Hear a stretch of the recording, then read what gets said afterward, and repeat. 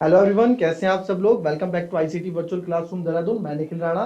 Class 9th का अपना maths का टॉपिक जो हमारा है स्टैटिस्टिक। आज नया टॉपिक हम स्टार्ट करने वाले हैं जो कि स्टैटिस्टिक। ठीक है, तो स्टैटिस्टिक के बारे में समझेंगे।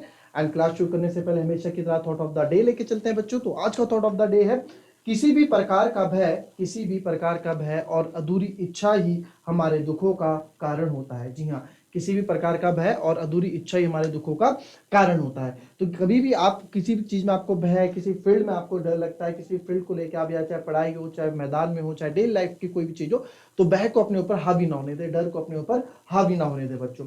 आप डर को अपने ऊपर हावी होने देंगे तो आपसे चीजें गड़बड़ाएंगी, आप उस चीज से दूर भागोगे।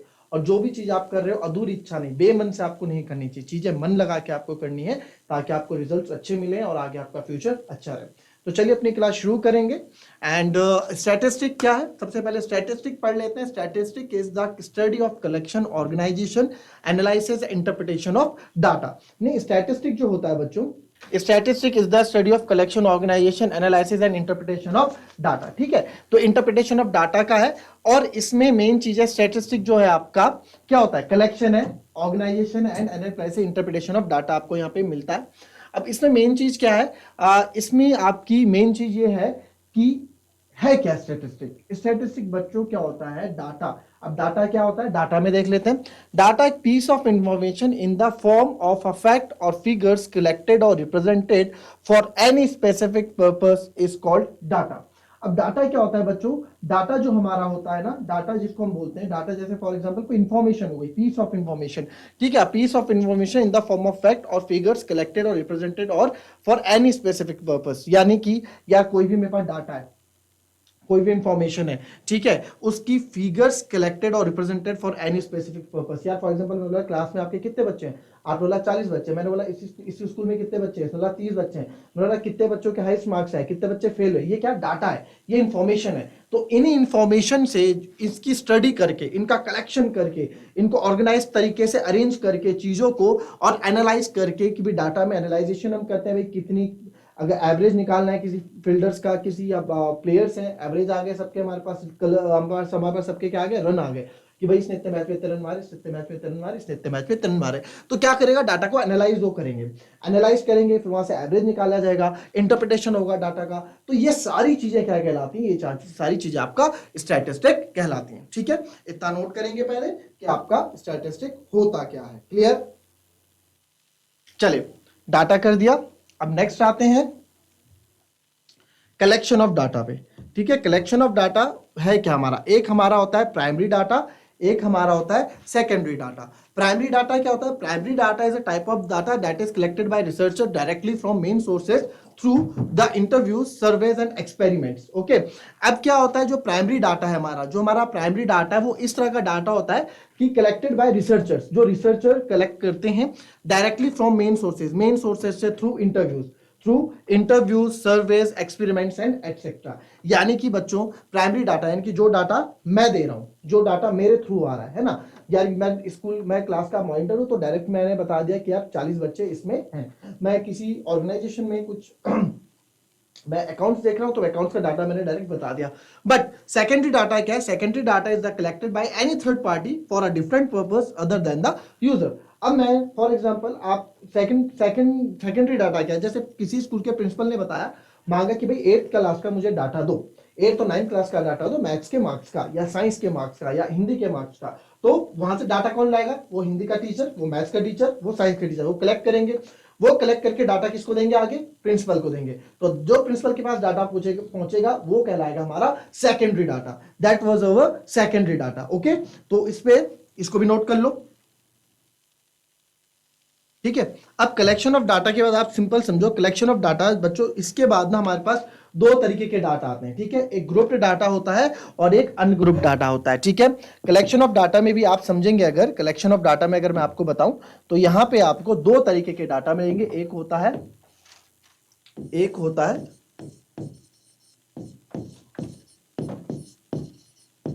Grouped data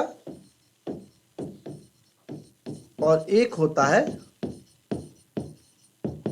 ungrouped data.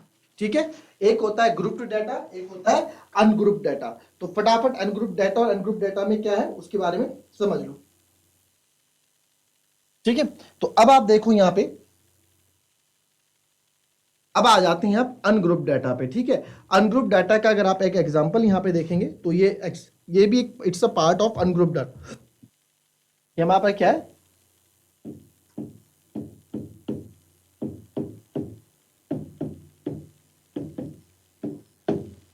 Ungrouped data है। अनग्रुप्ड डाटा क्या होता है, raw data. If there is no change in the data and it is in the same form as it is collected, then it is said to be a raw data. For example, यार data में कोई change नहीं कर रहे हैं, कोई change नहीं कर रहे मतलब जैसे मैंने कलेक्ट किया वैसे मैं आगे दे रहा हूं। जैसे कि फॉर एग्जांपल मैंने बोला कि marks obtain by 10 student in math test. Math test में 10 बच्चों के मार्क्स, मैंने बताया कि भाई क्लास में 10 बच्चे कौन कौन है, तो एक हमने कर दिया, एक है 55, ठीक है, फिर 36, 95, ये हमने कर दिया। और जैसे जैसे डाटा मेरे पास आया मैं उसको आगे देता रहा। मैंने इसको कोई अरेंज नहीं किया कि हायर नंबर पहले लिखा, लोअर नंबर बाद में लिखा। नो, मेरे पास जैसा आया मैंने उसको आगे प्रोवाइड कर दिया, आगे उसको प्रेजेंट कर दिया। ठीक है, that was the raw data. Now आते हैं रेंज पे। रेंज क्या होता है बच्चों, रेंज आप देखोगे, the difference between the highest and the lowest number of data is called the range. जो आपके पास डाटा का हाईएस्ट नंबर है, लाइक यहां पे मेरे पास डाटा का सबसे हाईएस्ट नंबर मेरे पास 78 है। ठीक है, यहां पे डाटा का हाईएस्ट नंबर 78 है, एंड सबसे लोएस्ट नंबर जो कि मैं यहां देख पा रहा हूं, सबसे लोएस्ट नंबर भी उसी के बगल में, दैट इज 25। ठीक है, तो यहां पे रेंज अगर मैं आपको बोल दूं, यहां पे अगर रेंज आप बोल दे तो 78 माइनस 25 आप करेंगे, 8 में से 5 गए 3, 7 में से 2 गए 5, तो this is the range of the data, this is the range of the data. ठीक है, तो ये हमारा क्या हो जाता है, ये हमारा रेंज हो जाता है। बहुत इंपॉर्टेंट है, काफी आगे कंफ्यूज भी होते हैं। ये छोटी छोटी चीजें जो आगे आपकी 10th 11th 12th तक आपके काम आती है। Even if you do the graduation with PMS यानी कि फिजिक्स मैथ स्टैटिस्टिक्स, वहां भी आपके लिए चीजें काम आएंगी। तो दिस इज द बेसिक चीज you need to know. Okay, now copy it. चलिए, अब नेक्स्ट रेंज के बाद जो हमारा आएगा, ये भी बताओ, ये एग्जांपल भी जो है ना, ये रॉ डाटा के अंदर ये एग्जांपल चल रहा है। ठीक है, ये डाटा जो चल रहा है, ये रॉ एग्जांपल के, रॉ डाटा के अंदर ये एग्जांपल जो चल रहा है, ये उसका चल रहा है, किसका, अनग्रुप डाटा का चल रहा है। ठीक है, अब अनग्रुप डाटा के बाद, रॉ के बाद, इसके बाद एक और हमारा आता है अनग्रुप डाटा के बाद, एक चीज और ले आते हैं, यही इसी को पढ़ लेते हैं। ये दूसरा पार्ट इसका आप ले लो, इसको भी आप समझ लो, ये क्या चीज है। तो दिस इज फ्रीक्वेंसी डिस्ट्रीब्यूशन। क्या होता है फ्रीक्वेंसी डिस्ट्रीब्यूशन, ये भी आपका अनग्रुप्ड डाटा में आता है, ये भी आपका अनग्रुप्ड डाटा है, ये भी आपका अनग्रुप्ड डाटा है।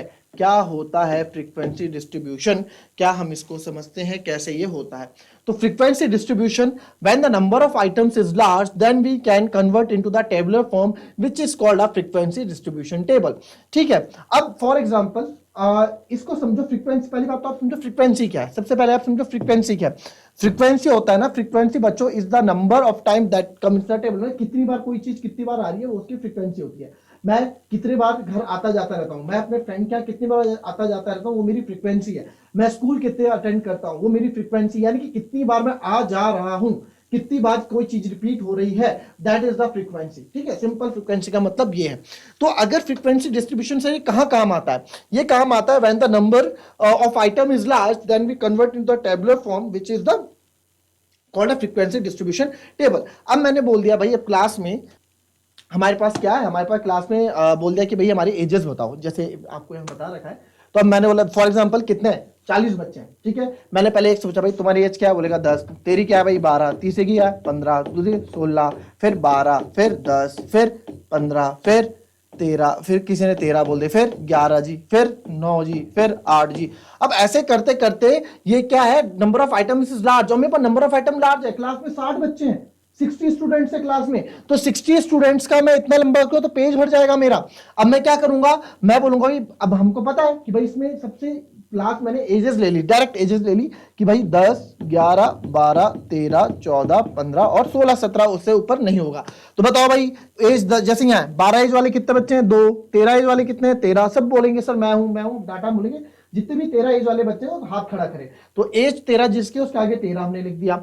एज 14 जिसके आगे 27 बच्चे ऐसे हैं। फ्रीक्वेंसी मतलब कौन कितनी चीज बार रिपीट हो रही है, कितनी बार, यानी कि 27 बार 14 बच्चे आ रहे हैं, यानी कि जिनकी एज 14 है ऐसे कितने बच्चे हैं, 27 बच्चे हैं। फिर 15, 4, 16, 3। तो ये हमारा क्या हो जाता है, ये टेबल फ्रीक्वेंसी डिस्ट्रीब्यूशन कहाँ काम आता है, जो हमें लार्ज डाटा दिया होता है, अनग्रुप डाटा है, वैसे भी ग्रुप करके नहीं है, ये they are example of the ungroup data. ठीक है, कॉपी कर ले इसको भी जरा फटाफट। चलिए अब नेक्स्ट पे आते हैं। नेक्स्ट है हमारा ये ग्रुप डाटा है बच्चों।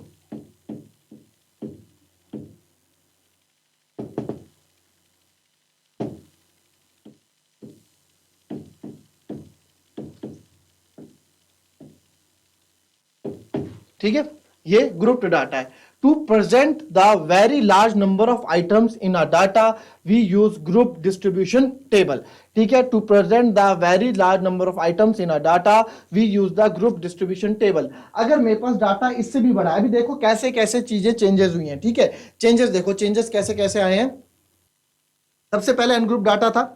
अनग्रुप डाटा में पहली चीज हमने पढ़ी कि भाई अगर 10 बच्चों के स्टूडेंट के मुझे मार्क्स देने तो 10 बच्चों की लिस्ट में बना के दे सकता हूं आराम से, भाई पहले इतने, पहले के 55, 56, 57 दे दिए। बट इससे थोड़ा बड़ा ग्रुप डाटा आता है, इससे थोड़ा हमारे पास बड़ा डाटा आता है। यानी कि आपके पास आ गया कि भाई एज क्या, अब मैं लिखूंगा पहले की 12, दूसरे की 13, फिर से 12, फिर से 13, फिर से 14, ऐसे। अब मेरे को इतनी लंबी टेबल बनानी पड़ेगी, तो उसके लिए फ्रीक्वेंसी डिस्ट्रीब्यूशन का एक मेथड होता है, ये भी अनग्रुप डाटा का एक एग्जांपल है। तो ये हो गया। अब इससे भी बड़ा डाटा आ गया भाई, अब इससे भी बड़ा डाटा आ गया, तो उन डाटा को to present the very large number of items in a data we use proof distribution table. यानी कि अगर मैं बड़े लार्ज नंबर ऑफ डाटा को दिखाने के लिए, मेरे को बड़ा लार्ज नंबर ऑफ डाटा दिखाना है, ठीक है, तो उसको प्रेजेंट करने के लिए मेरे को ग्रुप डिस्ट्रीब्यूशन टेबल का यूज करना पड़ेगा। अब इसका मतलब है क्या सर, जैसे कि ये आपने देखा 0 से 10 का ग्रुप मैंने यहां बना दिया। फॉर एग्जाम्पल इससे इसको समझो, इस टेबल को समझो कि फॉर एग्जाम्पल क्या होता है, बोला जी 0 से 10, ये फ्रीक्वेंसी वही रहती है इसमें। ठीक है, नंबर ऑफ स्टूडेंट्स यानी कि कितने स्टूडेंट्स है, कितने स्टूडेंट्स रिपीट कर रहे हैं। अब आपके पास 60 नंबर का कोई पेपर है और 60 नंबर का, उसमें मैक्सिमम 60 नंबर का टेस्ट हमने लिया। अब मेरे पास 60 नंबर का टेस्ट ले मैंने लिया, तो अब मेरे को भाई डाटा आगे देना है प्रिंसिपल को, मुझे प्रिंसिपल को आगे डाटा देना है। प्रिंसिपल को आगे डाटा देना है तो मैं क्या भाई, अब 60 में नंबर है तो किसी का 1 नंबर भी आएगा, किसी के 2 नंबर भी आएंगे, किसी के 0 नंबर भी आएंगे, किसी के 10 नंबर भी आएंगे, किसी के 15 नंबर भी आएंगे, कोई फेल भी होगा, है ना। तो इसका अब मैं क्या करूंगा, 0, 1, 2, 3, 4, 5, 6, आप ऐसे तो नहीं करोगे ना, 8, 9, 10 लंबा। 60 नंबर का पेपर है जी, 60 नंबर का पेपर है, 60 नंबर के पेपर में आपको क्या है, डाटा बनाना है। अब 60 नंबर के डाटा के लिए आपको इतना लंबा आपको फिर पेज करना पड़ेगा, उसमें लिखना पड़ेगा। तो इस चीज को छोटा करने के लिए आपको ग्रुप डाटा बनाना पड़ता है। ठीक है, तो इसको हम बोलते हैं क्लास इंटरवल। जो ग्रुप डाटा आप बनाते हैं, तो आप लोग यार 0 से 10 हमने एक ग्रुप बना दिया। 0 से 10, 0 से 10 कितने बच्चे हैं जिनके 0 से 10 के बीच में मार्क्स आए सर, 2 हैं।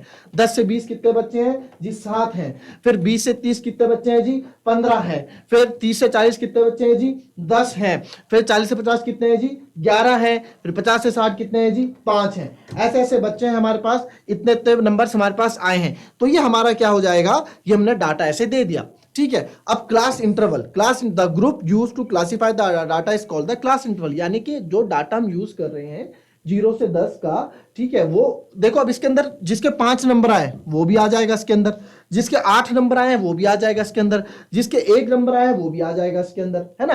तो जो आप डाटा बना रहे हो, क्लासिफाई कर रहे हो, जितने गैप का आप रख रहे हो, जैसे इसमें 10 का गैप है, 10 का गैप है, इस चीज को हम बोलते हैं ग्रुप, इसको चीज को हम बोलते हैं क्लास इंटरवल। क्लास इंटरवल इस चीज को हम बोला जाता है, क्लास साइज भी इसको बोलते हैं और क्लास इंटरवल भी इसको बोलते हैं। ठीक है, तो ये हमारा क्लास इंटरवल हो जाता है। फिर आ जाते हैं आप अपर लिमिट में। Now move to the upper limit. In each class interval, the greatest number is the upper class limit. अब देखो यहाँ पे जो greatest number है इस class interval में 20, इसमें 30, इसमें 40, इसमें 50, इसमें 60, ये हमारी क्या है, ये हमारी अपर लिमिट होती है। अपर लिमिट मतलब जो ग्रेटेस्ट नंबर होता है क्लास इंटरवल में, तो क्लास इंटरवल हो गया 0 से 10, इसमें क्या है, इसमें 10 है ना। ये 10 से 20 अलग क्लास इंटरवल हो गया, 20 से 30 अलग क्लास इंटरवल हो गया। तो इन ईच क्लास इंटरवल, हर एक क्लास इंटरवल में ग्रेटेस्ट नंबर जो होता है वो हमारा अपर क्लास लिमिट होता है, वो हमारा अपर क्लास लिमिट कहलाता है। अब आ जाते हैं लोअर लिमिट में, वही लोअर लिमिट इसका उल्टा। In each class interval the smallest number is the lowest inter, तो यानी कि ये जो है ये हमारे स्मॉलेस्ट होंगे, 10, 20, 30, 40, 50, ये क्या है, हमारे लोअर लिमिट है। ये क्या है, लोअर लिमिट है, और ये क्या है, हमारी अपर लिमिट। ठीक है, ये क्या है हमारी अपर लिमिट है, ये है हमारी लोअर लिमिट है। क्लियर, इसको भी कॉपी कर लो आप, लिख लिया। चलिए अब ये लिख लिया आपने। अब नेक्स्ट जो हम आएंगे, अब क्लास साइज और क्लास मार्क क्या होता है ना। क्लास साइज क्लास मार्क, पहले ग्रुप डाटा को ध्यान से समझ लो, क्योंकि क्लास साइज क्लास मार्क काम आएगा उसमें। फिर से देख लो उसको एक बार, क्लास साइज और क्लास मार्क को पढ़ने के लिए यह जानना बहुत जरूरी है आपके लिए, ठीक है। ठीक है, अब देखो इसमें आगे बढ़ते हैं। अब इसको ले लो आप, देखो class size, it is the difference between the upper limit and the lower limit. ये क्या आपका difference between the upper limit and the lower limit, आपका डिफरेंस ये होता है। तो लोअर लिमिट का डिफरेंस यानी कि कहने का मतलब क्या है कि भैया क्लास साइज है जैसे कि 10, अब यहाँ पे अपर लिमिट क्या है हमारी 10, लोअर लिमिट क्या है 0, इनके बीच को डिफरेंस करोगे 10 माइनस 0 क्या आएगा, 10 ही तो आएगा। अब देखो, आप देखो 20 माइनस 10, यहाँ इसका देखो, देखो हर एक जो क्लास साइज रहता है ना वो सेम रहता है। अगर पूरी टेबल की कोई, अगर मैं टेबल बना रहा हूँ, फ्रीक्वेंसी टेबल बना रहा हूँ, तो उसमें क्लास साइज बच्चों सेम रहेगा। ये चीज याद रखना, class size should be same. तो आप देख लो, आप उसको चेक कर सकते हो। अगर आपको क्लास साइज सेम रखना है तो चेक कैसे करोगे, जैसे इसका 20 माइनस 10, तो इसका भी कितना हो गया 10। इसका देख लेते हैं सर 30 माइनस 20, इसका भी कितना हो गया 10। तो आप किसी का भी उठा लो, इसका उठा लो 60, आप इसका उठा लो 60 माइनस 50, ये भी क्या हो गया 10। तो आप जो भी देखोगे पूरे उसमें आपको क्या मिलेगा, आपको क्लास इंटरवल जो है, जो क्लास साइज है वो क्या है सेम मिलेगा। तो class size should be same, ठीक है। ये क्या होता है class size, it should be same, लिख लेते हैं, it should be same for frequency table.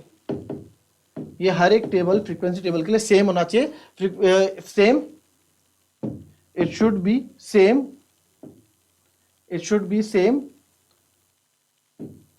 for each class interval, हर एक क्लास इंटरवल का सेम होना चाहिए of a given frequency table। किसी भी फ्रीक्वेंसी टेबल के ये क्या होना चाहिए आपका सेम होना चाहिए। किसकी बात हो रही है, क्लास साइज की बात हो रही है, ठीक है, ये हमने लिख लिया। अब आते हैं क्लास मार्क पे। क्लास मार्क भी अपने आप में इंपॉर्टेंट है बच्चों, क्लास मार्क भी अपने आप में क्या है इंपॉर्टेंट है, काम आएगा अभी ये आगे। क्लास मार्क देखो, the mid point of each class interval is the class mark, यानी mid point of each class mark. अब देखो जैसे 10 और 20 का मिड पॉइंट क्या है, आप बोलोगे सर 15, भाई 10 और 20 के एग्जैक्ट बीच में क्या आता है 15 आता है। चलो आपको इसमें दिक्कत हो रही है ऐसे करने में, क्या हमें नहीं पता, तो क्लास मार्क का एक फॉर्मूला बन जाता है कि भाई अपर limit plus lower limit divided by 2 कर लो आप। ये आगे काम आएगा जब हम फ्रीक्वेंसी पॉलीगन ग्राफ बनाएंगे, फ्रीक्वेंसी पॉलीगन ग्राफ को कंस्ट्रक्ट करेंगे तो आपको यहां वो चीज काम आ जाएगी, ठीक है। तो class mark equals to upper limit plus lower limit divided by 2, तो ये होता है हमारा क्लास मार्क। ये आगे काम आएगा, इसको भी नोट कर लें आप लोग। चलिए अब नेक्स्ट आते हैं। अब इसको करने के लिए पहले लिखेंगे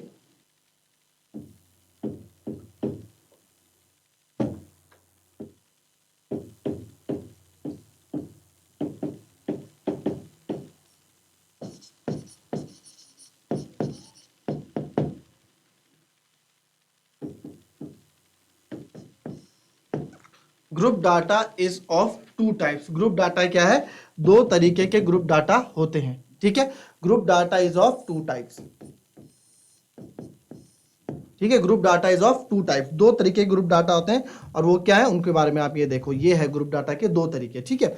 वो क्या है, ये है आपका पहला है हमारा, ठीक है, पहला है हमारा क्या, पहले आप देखोगे continuous frequency distribution. Continuous frequency distribution क्या होता है बच्चों, कंटिन्यूअस फ्रीक्वेंसी डिस्ट्रीब्यूशन क्या होता है, देखो पढ़ेंगे। If the upper limit of one class is the same as the lower limit of the next class, then it is said to be exclusive और कंटिन्यूअस फ्रीक्वेंसी टेबल। कहने का मतलब क्या है यहां पे, कहने का मतलब यहां पे कुछ ऐसा है कि भाई अगर आप क्या कर रहे हैं, if a upper limit of one class is the same as the lower limit of the next class, then it is said to be exclusive or continuous frequency distribution। कहने का मतलब क्या है, कहने का मतलब आप ये समझो यहाँ पे सिंपल सा है कि सर अगर आपकी एक की अपर लिमिट, अब अपर लिमिट कौन सी होती है, इससे पहले थोड़ी देर पहले हमने पढ़ी, देखो इससे पहले हमने पढ़ी थी ना अपर लिमिट क्या होती है, अपर लिमिट अभी पढ़ी थी, अपर लिमिट क्या है, upper limit in each class interval the greatest number is the upper class limit, ठीक है जी, अपर लिमिट होती है। तो यहाँ पे ग्रेटेस्ट कौन सा है, आप बोलोगे सर यहाँ पे ग्रेटेस्ट है, तो इसकी upper limit is equal to the lower limit, equal to या सेम, लोअर लिमिट के सेम है, देखो सेम है, तो ये वाली कंटिन्यूअस फ्रीक्वेंसी डिस्ट्रीब्यूशन टेबल कहलाएगी। ये पूरी, अब देखो 20, अब इसकी देखो, इसकी 30 है, 30 इसके बराबर है, यहाँ इसकी अपर इसकी लोअर, फिर इसकी अपर इसकी लोअर सेम है, इसकी अपर इसकी लोअर सेम है, इसकी अपर इसकी लोअर सेम है। कहने का मतलब क्या है, कहने का मतलब सिंपल है, जहां खत्म हो रहा है वहीं से शुरू हो रहा है। 10 से 20, 10 से 20 पे खत्म हो रहा है, 20 पे खत्म हो रहा है, नेक्स्ट टेबल 20 से शुरू हो रही है, फिर 30 से 40, 40 पे खत्म हो रहा है, फिर 50 पे 40 से शुरू हो रहा है ना। ये होता है हमारा फ्रीक्वेंसी, कंटिन्यूअस फ्रीक्वेंसी डिस्ट्रीब्यूशन, ठीक है। फिर आता है आपका discontinuous frequency distribution. Discontinuous frequency distribution क्या होता है बच्चों, इसका उल्टा, कि भाई अगर अपर लिमिट और लोअर लिमिट सेम ना हो। अब आप यहां देखो बच्चों, यहां 35 है तो यहां 36 है, क्या ये सेम है, नहीं है ना। यहां 40 है और यहां 41 है, क्या ये सेम है, नहीं है। यानी कि upper limit of one class is different, यहां आ रहा है upper limit of one class is different from the lower limit of next class, then it is said to be a discontinuous. यानी कि इसका, अब पूछेंगे भाई डिसकंटिन्यूअस फ्रीक्वेंसी डिस्ट्रीब्यूशन क्या है, आप बोलोगे सर एक की अपर लिमिट और दूसरे की लोअर लिमिट मैच नहीं करेगी, सेम नहीं होगी, वो हमारा अनग्रुप्ड डिसकंटिन्यूअस फ्रीक्वेंसी डिस्ट्रीब्यूशन होगा, ठीक है। अब यहां देखो, यानी कि 31 से 35 पे खत्म हो रहा है तो 35 से शुरू होना चाहिए था, बट नहीं, 36 से शुरू हो रहा है। 40 पे खत्म हो रहा है तो 41 से शुरू हो रहा है। तो इस तरह की डिस्ट्रीब्यूशन को हम क्या बोलते हैं, इस तरह की चीज को हम डिसकंटिन्यूअस फ्रीक्वेंसी डिस्ट्रीब्यूशन बोलते हैं बच्चों। तो इसको अब आगे करेंगे हम, ठीक है, इसको नोट कर ले। अब इसमें कन्वर्जन कैसे करते हैं, बहुत लंबा चीज है कन्वर्जन करना, वो आपको समझाऊंगा नेक्स्ट क्लास में। फिलहाल आप इतने को कॉपी करें, जो आज पढ़ाया उसको दिमाग में बैठा दें, क्योंकि आपको खिचड़ी नहीं बननी चाहिए। एक ही दिन में आप सब सीख जाओगे तो क्या आप समझोगे आगे, है ना। जितना आज पढ़ाया है उसी को दिमाग में रख लो, छोटी छोटी चीजें हैं, इजी चीजें हैं, भूलना नहीं है, वो क्वेश्चन में आगे काम आएंगे हर एक चीज, तो इस चीज को आप समझ लो। तो मिलते हैं आपसे कल की नेक्स्ट क्लास में, तब तक के लिए be happy, be healthy and be safe. Thank you and have a nice day.